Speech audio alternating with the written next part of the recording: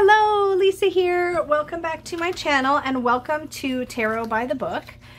Tarot by the Book is a weekly series that I bring you guys where I share with you a 3-card week ahead intuitive tarot reading for the collective. So if that's something that you tend to enjoy, this is definitely going to be right up your alley. And I also like to do this with a randomly selected deck from my collection. So it gives you an opportunity to see a little bit more from what I have on hand. What is happening here with this candle? We've got like a little renegade dude. There we go. Okay. So I like to share this randomly. It also keeps decks moving through. It gives me a chance to play with things and get to know them a little bit better. But in addition to the intuitive tarot reading, I like to at the end dive into the guidebook or the little white book for the deck that we're using and read the entries for the cards that we have pulled. This makes it a really great way to get a feel for how a deck's guidebook is written and a little bit more about what the deck creator perhaps intended. So this week's randomly selected deck was the This Might Hurt Tarot. I couldn't be more thrilled. This is definitely one of my top decks of all time. I love this deck. I've gushed about it a ton on my channel. It comes in a really nice sturdy clamshell style box with a nice chunky little book. The cards themselves that I have are in the black holographic edges. I don't know if the camera will pick up the rainbow, but it's pretty stunning when you can see it. It's absolutely gorgeous. This deck was out of print for a bit. I believe they are working or already have a second edition. I'm not sure. And that one has also an option for either a gold or a pearlized finish on the edges. The pearl is absolutely stunning. I kind of want one of those. I'm not going to lie, but I don't need it because I already have this deck, so I'm just saying. This is a modern deck with a lot of diverse bodies and people and ages represented. It really feels very real. It feels very emotive, and it's absolutely grounded and wonderful for readings on relationships, for readings on work, for readings about your personal life. I find it really accessible. I find it really relatable to our day-to-day lives as they are today when I'm like, when I'm filming it, like kind of what our climate is like socially. I just feel like these cards are really accessible. The cardstock's really lovely, of course, and it shuffles like a dream. So that is just a quick look at the This Might Hurt Tarot. Now, I will try to remember to have timestamps down below as usual so that you can skip right ahead to the reading portion of this video if you just want to get right into it. Or if you are more interested in hearing about how the guidebook reads, you can skip ahead to that portion or to my final wrap up, whatever you like. It's all good. But I'm going to get started here in just a moment. Just a reminder that for these general readings, I do a 3-card spread. So that is a energy of the week, a obstacle to look out for in the week ahead, and some advice for the week ahead. And that is just the way that I approach this particular reading style. Now, because I'm looking at the cards from the perspective of a general reading for people for the week ahead, keep in mind that if you have a situation going on in your life that's at the forefront, the cards may automatically apply to that situation for you. Or if you want to very intentionally look at a relationship in your life and you want to look at the energy, the advice, or the obstacle, or sorry, the energy, obstacle, and advice around that relationship or around a situation, you can just concentrate on that situation while listening to the reading and apply it to that for you. And that should work just fine. I do that for myself all the time when I'm reading or watching collective general readings on YouTube. Is I'll think about a situation, and then I'll watch the video and I'll see how it applies. And it's a really meaningful way to engage with these kinds of videos. That said, if you're participating along with me for the week ahead reading, then settle into your seat or wherever you might be watching this. Take a few deep breaths. Get centered and focus on either your week ahead or the question or situation that you want to focus on, and we will get started.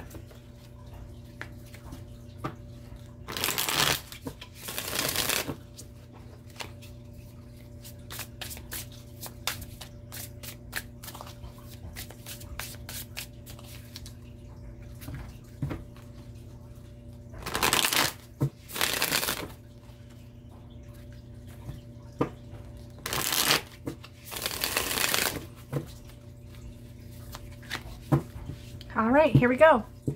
So the energy of the week ahead, the 3 of Cups. That's a beautiful energy. The obstacle is the Magician. And our advice, the 6 of Cups.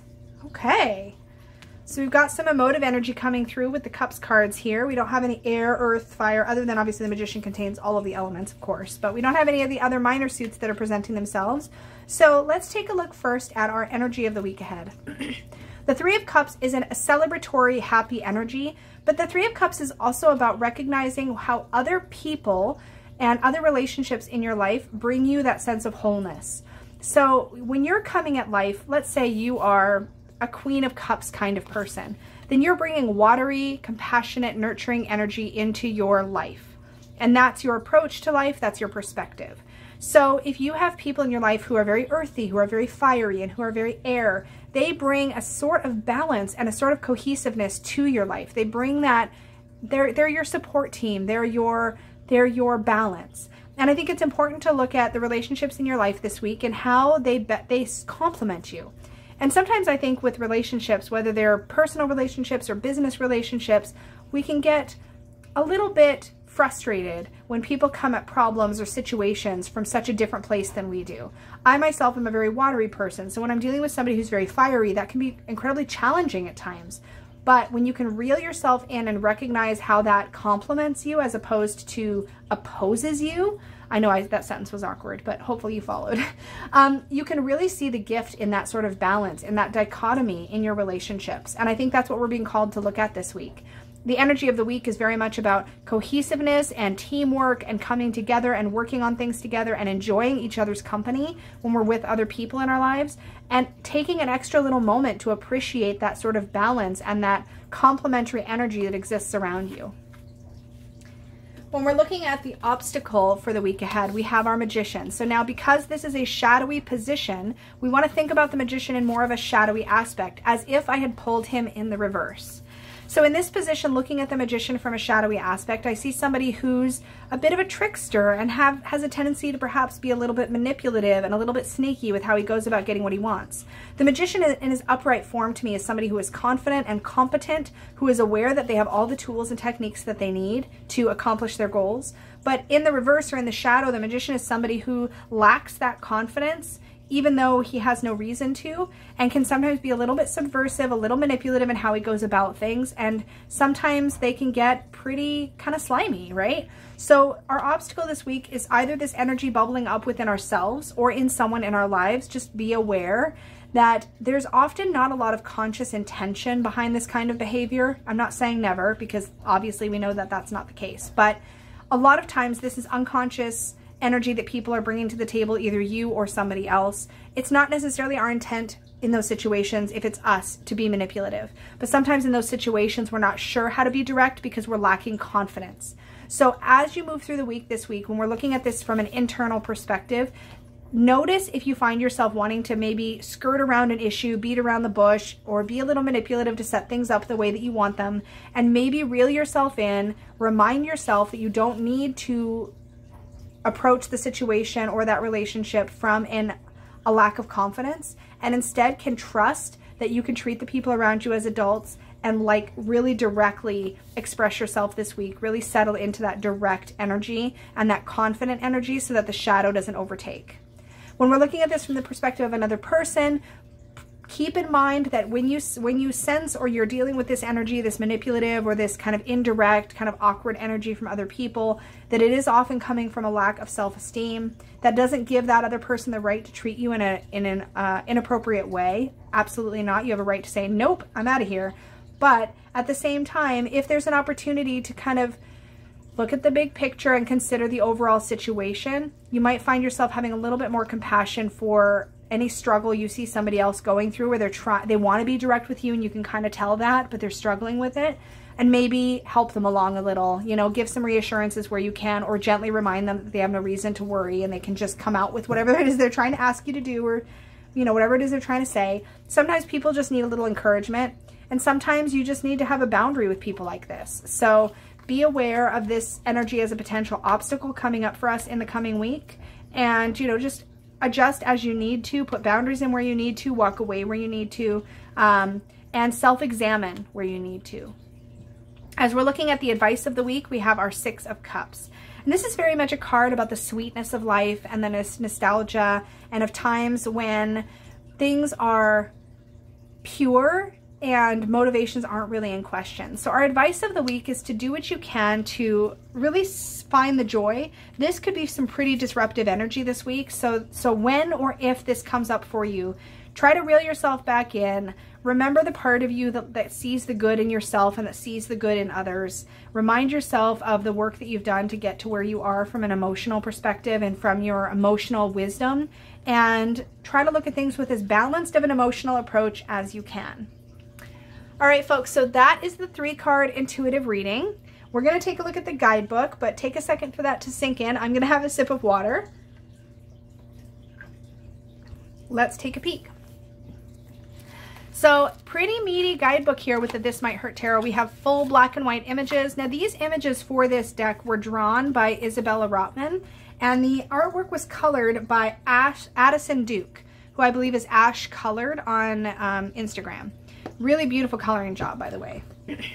Okay, let's take a look first at our 3 of Cups. The Party with Friends card. Cheers to you and yours. This is a pure and powerful love card for you and your friends. These women dance, they toast each other, and they celebrate. Your close friendships are precious. If this card comes up for you in a reading, it is time to be with your squad. Most often, the 3 of Cups is telling you to party with your crew. This card can signify an accomplishment within your group or by someone close to you that deserves to be celebrated. Alternatively, it could just be a push to celebrate the friendships themselves. Just having people who truly care about each other is sometimes worth dancing about. Sometimes the 3 of Cups may come to you in a time of strife. In these cases, think of your friends. If you turn to them now, you will likely find the compassion and support you're looking for. It may be the case that you have been neglecting your friendships, either due to a romantic relationship or life stresses. Well, cut it out. Your pals are important. Appreciate the hell out of them. And I feel like that really echoes my intuitive read on this card. I was definitely talking about people bringing forward as like a support team and recognizing how your relationships are complementary and celebrating that. But you can layer in anything from the guidebook into that meaning that you like and that really resonates with you. Let's take a look at the shadowy side of the Magician. And this book doesn't look like it has reversed meanings, so we'll look for the shadowy message in what she has to say here. The guidebook is written by Isabella Rotman. The Magician is a lightning rod. He holds a wand up to the sky, drawing energy down from the universe. His other hand points down, channeling the magic through his body to the earth below. The objects of the 4 suits float around him. The Magician symbolizes the concept of manifestation. He draws energy from his surroundings and directs them to create or manipulate something. There's that word. This card wants you to do the same. Channel all your obsessions, experience, excitement, and resources. Get in there and make something. In readings, the Magician urges you to dream big and get ready to make it happen. Let's go back to the lightning rod metaphor. The Magician draws the energies down through him and then releases them into the earth. This is not the kind of energy one can keep up 24/7, and you may associate it with mania or obsessive tendencies. The key is to channel and release this energy in a productive way. To act is to direct your strength in specific directions. In her book, Kitchen Table Tarot, Melissa Sanova says, "This card always reminds me that we are magic." When the Magician card appears, it adds potential to the entire reading. You are creative and powerful. Make it happen. So I hope you can see in that a little bit of what I was saying about confidence and feeling like you know you've got everything it takes and just doing it. That's that direct energy of the Magician in his positive aspect or in his light aspect. When we look at him in shadow, he doesn't trust that he has everything he needs, and he ends up directing that energy poorly and in more of a manipulative, indirect way. So keep an eye out for that this week. I think that really gives you further perspective on what I had to say, and I don't think that my reading and the book particularly conflict with each other, so that's kind of cool. Let's look at the 6 of Cups. The Childhood Nostalgia card. Perfect. 2 children plant a garden together on a fire escape. The 6 of Cups has a deep connection to happy memories of childhood and the past. It is about naivete and joy that is harder to access as an adult. It's about a sense of wonder. When the 6 of Cups pops up, it is often encouraging you to access this kind of delight again.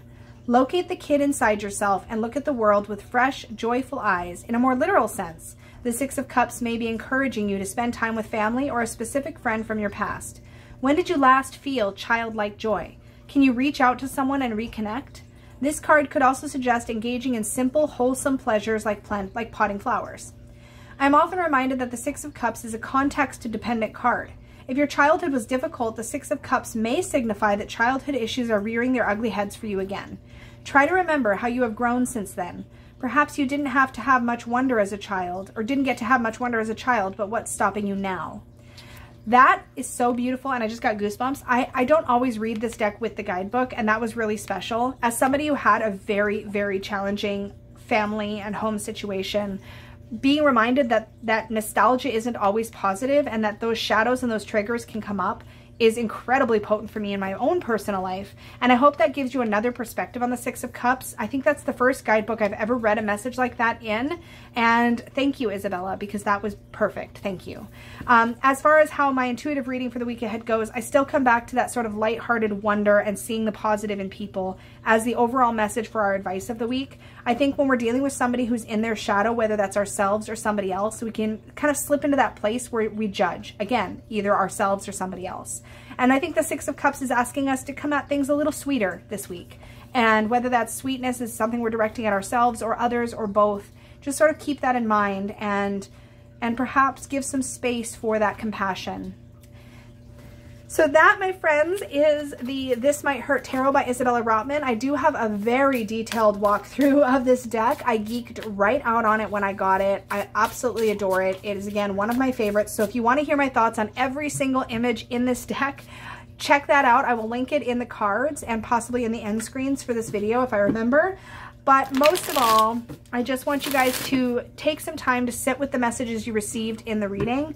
Sit with what you think about how the guidebook is written. This deck is still available, and if you like Isabella's approach to these cards and how she comes at it, then definitely scoop one up while you can. This is an independent deck, which means there's no guarantee that it will be around forever. So if it's something that's resonating with you, don't feel sorry, I guess what I'm saying is don't sleep on it. It's really special. And I don't try to like push people to buy things on my channel. I swear I don't. But this is so special. My hope is that Isabella will be contacted by somebody like US Games to potentially put this out into the mass market, because I think it's incredible. And I hope that it's around for a long, long, long time. But just in case, or if you want the independent version, don't wait for it. Like, hop on it if you can. But this is a really, really beautiful deck. I really look forward to hearing what you guys think about these cards, about the guidebook and the way it was written. I particularly was really moved by the Six of Cups in the guidebook and the way that that was written about. But I think she does a really good job. She, of course, wins my heart by referencing Kitchen Table Tarot, which is a beloved book in the tarot community.